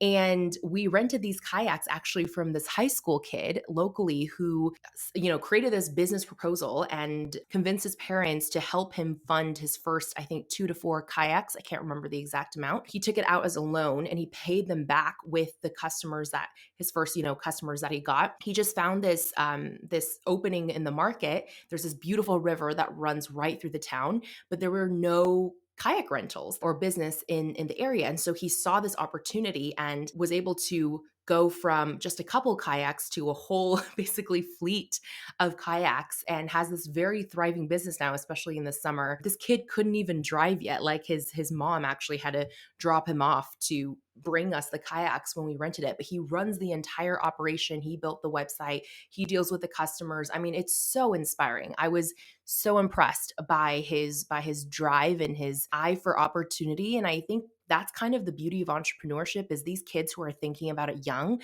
Opportunity is everywhere if you know where to look and how to jump on it quickly, right? And not let it pass you by. So anyways, I hope this is encouraging to your students who hear it. Hello, my name is Madison from The Nourished Bump, and my question is, what is your biggest tip to overcoming imposter syndrome, and when did you know when to take the leap full-time into your business? Hey, Madison. First of all, congrats again on winning our $200 small business gift card giveaway. Can't wait to see which shop you choose to support. In answer to your question, the first piece about overcoming imposter syndrome, I actually addressed a very similar question. Julia Kenyon actually asked this in part 1. So for you and for anyone listening, go check out part 1 of this episode to hear my answer to that question about how I approach imposter syndrome. But to answer part 2 of your question, Madison, when did I know when to take the leap full time into business? To be honest, for me, it was very much a strong, intuitive move. Like I am someone who, when I feel strongly, like that gut feeling inside that says now is a time or you should do this, once my mind is set on it, it's almost impossible for me to not follow through. It's one of those like je ne sais quoi, right? Like I don't really know how to explain why or how I feel that way, but it's the honest answer that I just felt strongly that it was time for me to leave this job. Now, I will caveat by saying when I left my job, it was the end of 2017. I was 23 years old at the time. I was unmarried, did not have a family or kids to support, and I had made a series of choices prior to quitting. And when I say choices, I mean choices I made years prior to quitting or even getting that job when I was still in college that put me in a position where I could comfortably do so without risking taking on a lot of debt, which is something that I wanted to avoid. I didn't want to take on any debt because I had worked so hard to become debt free, and I wanted to stay that way. I wanted to build my business debt free. Now I realize there's privilege in saying that, right? Not everyone has the opportunity to build a business debt free. So that is something to keep in mind. But for myself, that was something very important to me. So to give a little bit more context around this, some of the decisions that I had made in the years leading up to that decision to quit my job without a backup plan at 23 were or included living with my parents for a year after college. Again, that is a privilege. I understand not everyone has a home that they can move back into or even has the opportunity to go to college. But for me, my parents lived in the same town that I went to school or graduated school. And so after college, it just made sense for me to move back in with them. They had, my room available so that I could save a little bit on rent. So that year where I lived with them, I was able to save up a significant amount of money. Also, transferring to a state school. So I actually started my college career off at USC down in LA, which was my dream university. It was everything I wanted in high school that I worked so hard toward. And after my freshman year there, I got my financial aid letter for the following year, for sophomore year. And I realized in looking at my financial aid that I was going to graduate with more than 6 figures of debt if I chose to stick it out and graduate from USC, which, I mean, don't get me wrong, I highly considered it because, like I said, it was my dream school. It was like everything I wanted. And it was so hard, but ultimately I made the decision to transfer home to a state school, Oregon State University, because I knew that being saddled with that amount of debt leaving school was going to put me in a position with very limited options where I would have to make certain choices in my career based on this overwhelming responsibility to pay off my debt. And I didn't want to feel restricted in that way. So I transferred home to school to finish out my college. And I actually ended up making a goal to graduate college debt free, which I was able to do. And that was a combination of, working anywhere from 1 to 3 jobs through all of college. It required me to pitch myself for a job position outside of my state, actually a remote position that allowed me to earn much more than a typical college appropriate job, right? Like most of my other jobs were minimum wage jobs. I did waitressing as well. But this one other job that I ended up becoming my first full-time job out of college was one I had kind of created for myself with this company that I had proven my value to. And that extra income coming in from that position, which I worked part-time while I was in school and then ended up going full-time after I graduated, that extra money coming in allowed me to put all of that towards paying my debt. So I was able to aggressively pay that off. And of course, just naturally, I'm kind of more careful with money. I've always been a good saver, a careful spender. So, all of these factors came into play. And the reason I told you this, it's much more than I know you asked for, but the reason I tell you this is because, like my answer to everything else, context really matters, right? The circumstances that you find yourself in, that maybe you were born into, the privilege that you have or do not have, the risk tolerance that you have personally, all of these play a role in deciding when is right for you to go full-time in your business. So I think understanding your risk tolerance, especially, and your natural personality, your nature, right? Because for some people, when their back is against the wall, like let's say you quit your job and you have, no backup plan like I did. And it's like, okay, it's go time. Like you have to figure something out or else you're going to be in a bit of trouble, and not be able to financially afford to take care of yourself or your family or whatever it is. If you're someone who operates at their highest level of creativity and motivation when your back's against the wall, then hey, maybe putting yourself in a position like that makes sense, right? Even if it's much higher risk. But if you're someone where an environment like that, where you have your back against the wall, actually creates scarcity and fear for you, then that would not be a healthy place to be in for you to go full-time into your business. So it really depends, I think, on your risk tolerance, which I've always had a higher risk tolerance when it comes to business. I don't know if it's optimism or just plain naivete and ignorance, but I just really believe that everything will work out the way it's supposed to work out. That driving force of I'm just going to do it. And then, I know I'll figure it out. That has worked for me, but I'm not saying that is everybody's nature or personality. And I recognize that. So generally speaking, I've kind of laid out all the context, but generally speaking though, I do think you want to be able to have some sort of cushion to sustain you for at least 6 months if your business doesn't quite take off or goes through a slower revenue period than you anticipated. Something that can prevent you from going into a lot of debt to try to keep up. Because as soon as you kind of dig yourself into that debt hole, if it's for a sustained period of time of many months, it just becomes a really slippery slope. So I would really think about what financial cushion do I realistically have to prevent a situation like that? And then also maybe even waiting until your business has made enough to replace your full-time income at your job or whatever you're doing right now. So that's just kind of more of a general rule of thumb. But I would say if you're not someone who has to make a safer bet or is more conservative, and if you do have a bit of a higher risk tolerance and you know that about yourself, then you can jump when the moment is right for you. Hello, my name is Michelle of Magic Cave Media, and my question is, what was your favorite business venture so far and the most important lesson from your experience? Hi, Michelle. This is a difficult one because I love all the different things we've done in our business for different reasons. But if I had to pick, I would say probably our venture into media and changing our business model to a media business is probably my favorite thing I've done so far for a couple different reasons. One, I get to experience being green again in a new industry and learning a whole new type of business from scratch. And that is really fun to me because I've always been a very curious person and I like learning new things. So that's been cool. But also, I feel like this media business really plays into my strengths in relationship building, connections, networking.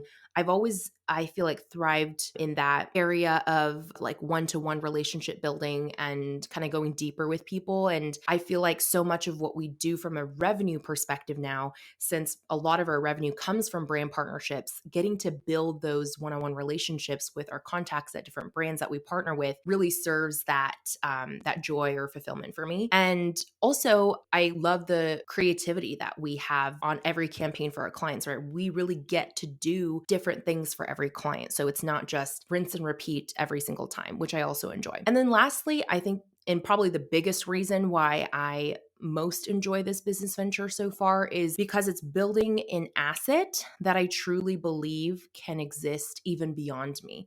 So, in my role as like a coach or an educator or in one-on-one services, so much of it was tied to who I am, like personally. And building Cubicle to CEO and building this media brand has really opened my eyes to how much potential I think this brand has to live far beyond me. Like, even if I were to slowly transition my role from that of, let's say, CEO to more of like talent, like the person, the voice behind this podcast, but not necessarily having to do every single piece of the business. Like if we were, acquired, let's say, by a larger media company where my role gets to shift, or even if I totally just sold the company off, the excitement of knowing I can build an asset that can live beyond me, I think is really appealing. The most important lesson from my experience with this, I know I sound like a broken record every time I say this, but I gotta say it because it's true. It's the relationships. It's how much relationships really impact your success in business. And I think what I've learned as a business owner that has evolved my business model multiple times, first from one-on-one services to, coaching, education, and now to media. What I've learned is that so many of those relationships I built in the early stages, 5.5, almost 6 years ago, are still carrying with me into what I'm doing today. Even relationships from before that, from my corporate career, from college, like these relationships are still following me through all of these evolutions and changes. And I think it just really shows why investing in people and investing in relationships is always going to be your best bet in business, and understanding that other people's lives and their roles also change and shift through different years and different seasons, right? But if you can maintain those relationships, you never know how they'll come back into play. And a great real life example of this that's happening in real time right now is one of my very first clients from back before I even had like a boutique agency, when it was literally just me as a social media freelancer at the very, very start of my business. One of my very early clients that I worked with for quite a while, it's now coming full circle. I'm getting to work with her again, but this time as an investor in her new company. And that is, it's wild to think about my 23-year-old self being so excited to get this, what felt to me at the time, a very big client, an account, and getting to, go on that entire adventure with her. And, she eventually sold that company. And it's just so cool to see what's happened, for her personally, but then also, 5 years later, circling back and having this opportunity to collaborate again, but in a totally different capacity for both of us. It's just something you cannot predict. Like I could not have anticipated this back then, but I'm so glad that we continue to nurture that relationship to have something like that happen now. And I'll have to keep you guys updated on how that goes. Hey Ellen, Angel here, owner of Finance in Her Eyes. And I'd love to get your tips and strategies for how you'd plan a welcome and nurture sequence for cold leads coming from ads with the goal of selling my beta course. What do you like to include when they don't know you? When would you make the first offer? And how long should this sequence be?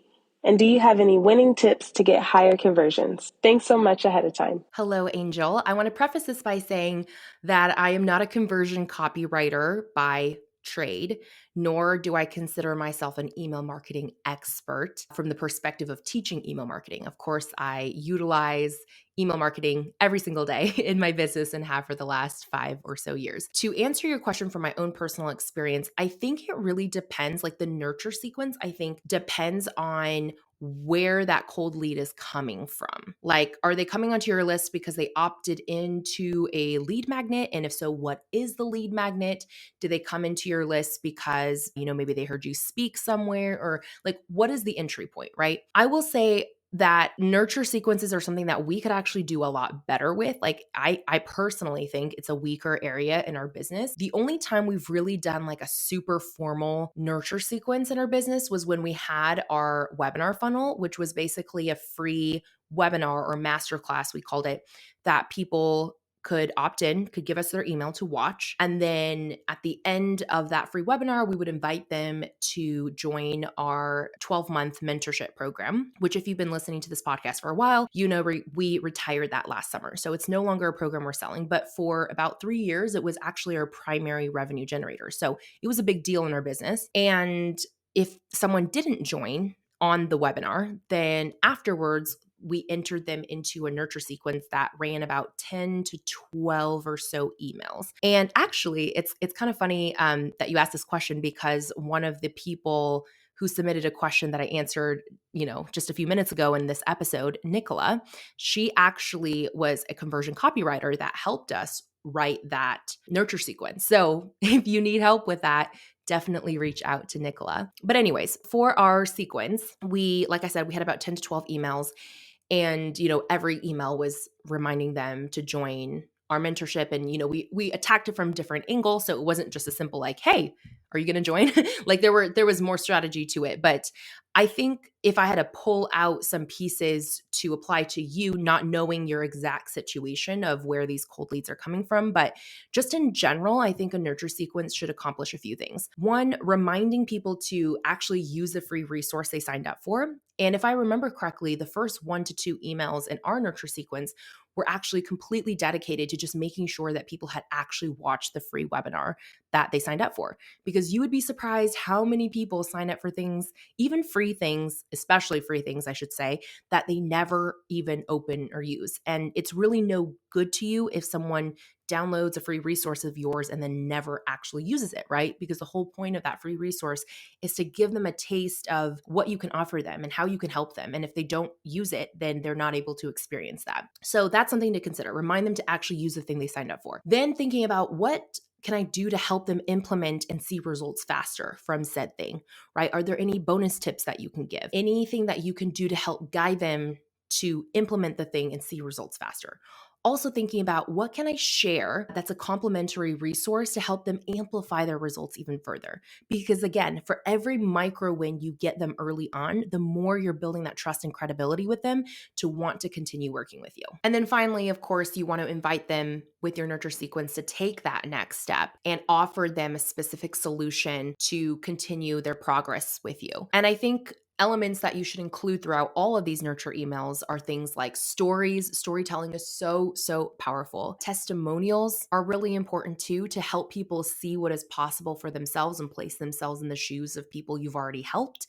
FAQ is really important. And I'm not saying necessarily to like literally list like question, answer, although you could test that format of email, but more so thinking about what are the common questions or hesitations someone might be thinking or asking that would prevent them from moving forward or making a decision. And how can you strategically address those hidden challenges or potential confusion points in your nurture emails to kind of be proactive and get ahead of that, right? And make sure you're meeting them where they're at. Those are the main pointers I would think about when structuring your nurture sequence, but also keep in mind you can leverage free content you've already created. So chances are, if you're in business, you've already created a lot of free content in a lot of different places, right? So think about how you can pull in and link let's say podcast episodes, either your own if you host a show yourself, or guest interviews that you've been on other people's shows. How can you bring that into the nurture sequence? How can you repurpose some of the content you've written or created for social media?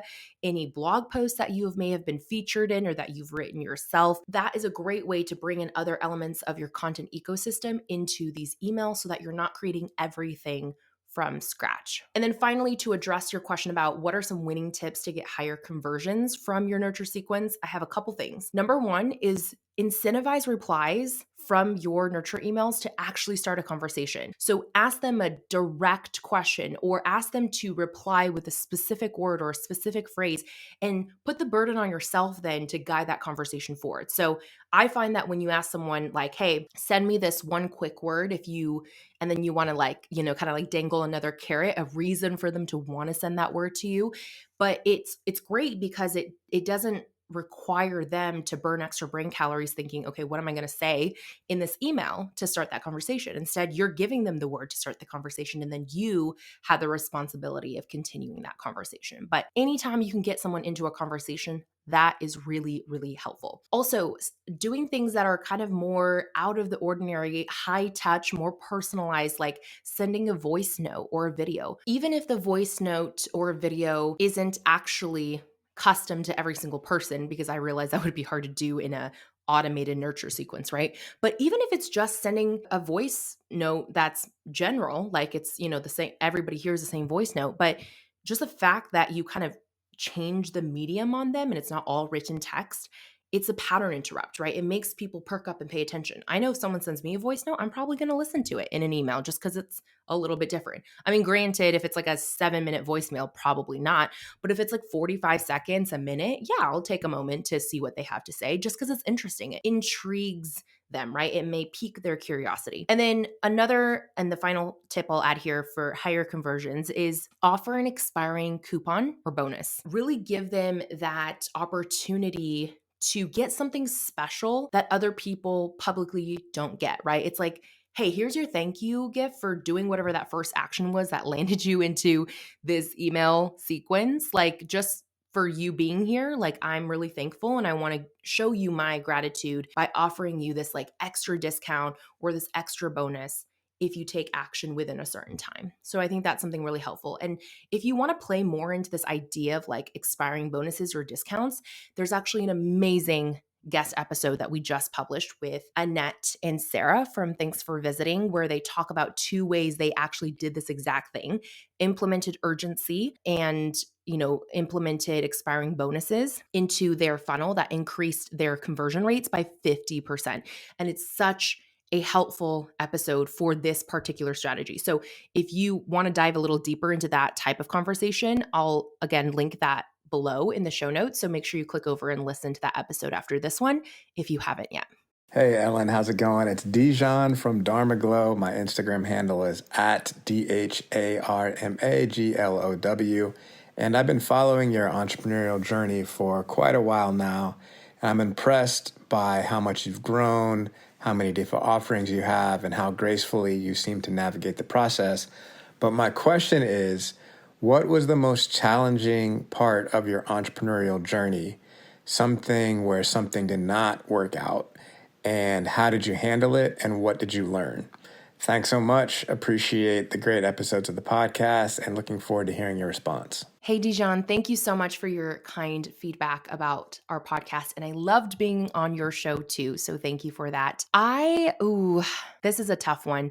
You asked a really great question. I think there's so many different challenges, that I faced as an entrepreneur, and I could probably spend all day just talking about this one subject. But I think the one that has had the most emotional impact on me is definitely hiring and firing, or really like letting go and learning to manage people. I think that is true actually for most entrepreneurs, because the skill set of being a great people manager is totally different than the skill set of founding a business, of selling, of marketing, of whatever your actual skill set is, your service, all of those things are different skill sets. And I find that the one that I personally struggle with the most, but also I think a lot of people can agree, is definitely the people aspect from team management. I think for hiring, the first employee that we ever parted ways with, and I want to also caveat this by saying that I'm very lucky that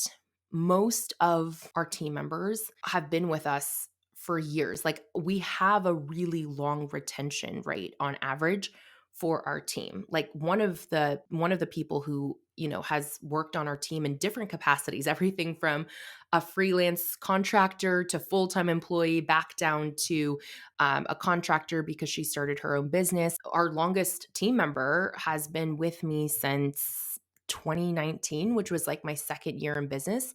It was actually only a few months into the start of my second year. So really was like a year into my business, a year in a few months or so. And so I've been very lucky for the most part. I do want to say that. However, I think with the first team member that I ever let go, I did not, I think, do enough due diligence in my hiring process. I think I was just so excited to hire someone that I didn't know already. And I kind of just, I feel like I rushed the process because I felt like I had to make a decision right then and there, because we had, we did have like preliminary applications, and then we like narrowed that down to a select number of interviews. And then we narrowed that down again to, I think, 2 or 3 final interviews. And then, we made our hiring decision. But I almost felt like, because we got to that point in the process, like after the final interviews, you kind of just feel like, well, I need to make a decision in the next like few days. Who is it going to be out of these final candidates?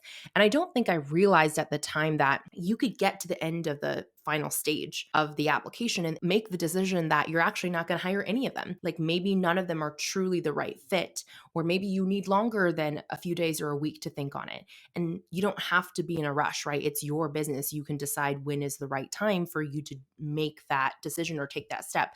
But I think I was so green back then to this whole process that I really felt like it had to be done then and there. And I think I rushed into that decision a little bit, or didn't fully do as comprehensive of a job as I could have about really understanding, this person's work preferences and how they communicated and whatnot. And so also, on my end, not setting clear enough expectations about their role, like what was considered a success and not, and when they fall short of that, how to actually keep someone accountable and not just have it be lip service, right? Like, oh, this is important to me, but if you don't do it, there's no consequence. That creates confusion, which is totally on me as a leader, quite frankly. And then also boundaries, like being very clear about this is okay and this is not okay. These are the core values of how we operate as a team, and this is not how we operate as a team. So things like that were a struggle, things that I've learned over time. I've also had, the flip side of the experience, hiring an amazing person who was just for the wrong role. Like, I think the first person I let go, it was not a great fit overall. But the second person is like a great fit for our team culture, an amazing human being, someone I love dearly and is literally one of my best friends, but just wasn't the right role to help her really flourish. It wasn't suited to her best strengths. And it worked for a little while because I think I was still trying to figure out what was going on in the business. But, as our business grew and shifted and changed, that role actually became unnecessary. Like, we didn't even need it.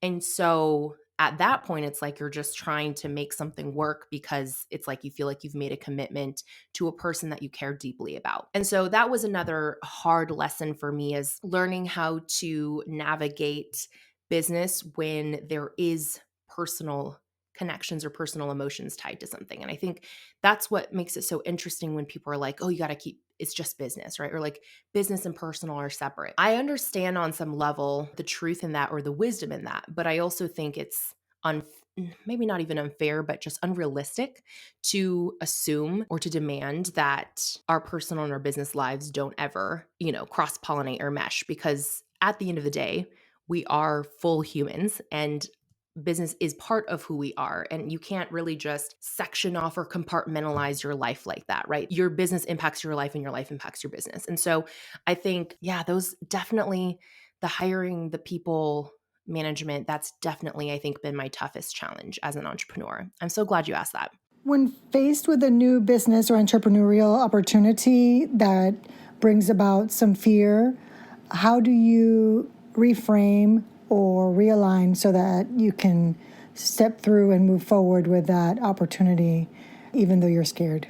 Thank you, Ellen. You're the best. Hello, Juliet. You are our final question. By the way, like I mentioned a little earlier, Juliet and Mindy were both on our podcast as biz besties. They were a duo that came and shared how business friendship and collaboration helped both of them reach their first 10K months in their business in the same month, which was pretty cool. So if you want to listen again to that episode, we'll make sure to link it for you below. Juliet, for your question. Oh, goodness. I'm going to actually link this to another guest that we recently had on the show, Caitlin Carlson, who is my financial advisor or my wealth manager. And Caitlin's episode is great, by the way. It was part of our Retirement for Entrepreneurs series, all about how different business owners are approaching retirement or setting themselves up for success in retirement. And Caitlin was specifically talking about her retirement strategy, which is centered around investing, in the stock market. So kind of a more traditional form of investment. And if you want to listen to that episode, as I've said before, everything we talk about or reference will be linked in the show notes. So you can go back and listen to Caitlin's episode for a little bit more context. But the piece I want to pull out from my conversation with her for you, Jules, is that I have been taught by Caitlin that whenever I want to make an investment in something, she asks me to write an investment thesis. And I'm not talking about like a whole postdoc research paper, right? It could literally be like one paragraph, but basically the investment thesis is just a summary showing my own understanding and acceptance of what I hope will come of this investment, and also assessing the risk of what happens if it doesn't pan out that way, right? So basically me sharing that I understand the best case scenario and the worst case scenario, and me being really clear about why I'm choosing to make this investment over something else. So for example, I recently had to do this when I decided to, as I referenced a moment ago, invest in a business. That was my first time being an angel investor, and it was a significant chunk of money. So for me to utilize that money to invest into a startup that has no track record or revenue yet, right? That's a huge risk.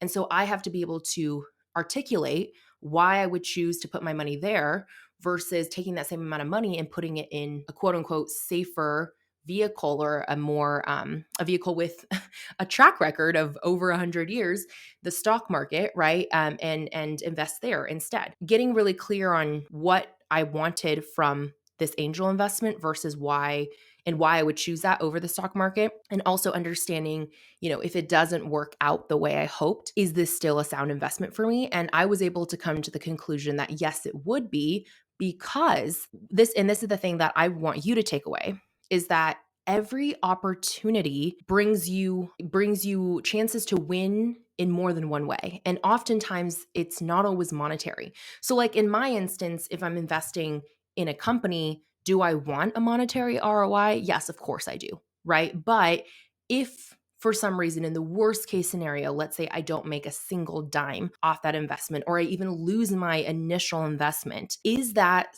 considered a fail for me? Like, would that be a terrible outcome? And for me, in that particular situation, it would not be, because I, in my mind, would really just rationalize or have viewed it as paying tuition to be in the rooms and around the people that I'm going to be doing this business building venture with, and getting to learn and see and experience things that are outside of my industry, things that, and this company that I invested in is in the e-com like health space. It has nothing to do with what I do in my business. And it's a type of business that I would never start on my own. So like, to have the opportunity to be behind the scenes and really see it built from the ground up is something that I think is worth the cost of the investment, right? Like I would pay that just to have the opportunity to learn that. And so even if I don't make a monetary ROI, it's still worth it to me. What I would challenge you to do, Jules, is think about your opportunities in the same way and really get clear on,